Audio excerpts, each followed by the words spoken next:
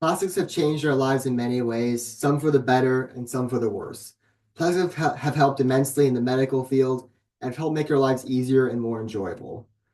At the same time, however, plastics have destroyed our environment and are causing numerous health effects in wildlife and humans. My opponent makes a good argument on why banning plastics altogether is not the best idea.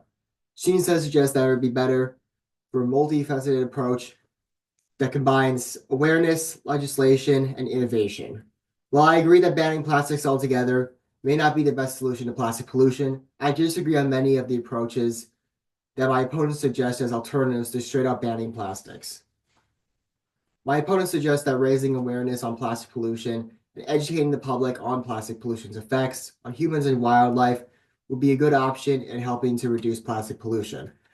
However, I disagree.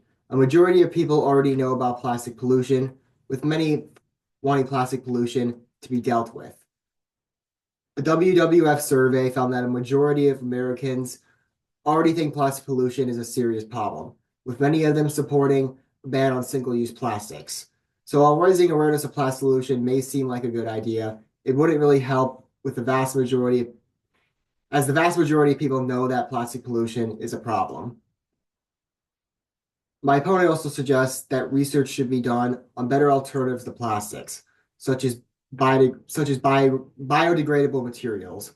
However, there are already several alternatives to plastics available already. Paper, wood, bioplastics, glass, and stainless steels are all alternatives that can be used instead of single-use plastics.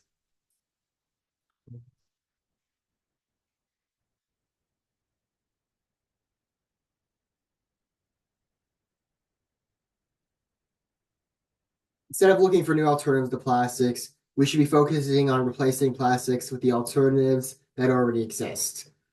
Another thing my opponent suggests is that laws should be put in place to encourage laws should be put in place to not to limit single-use plastics. However, since we already have alternatives to single-use plastics, there would be no point in this. Uh,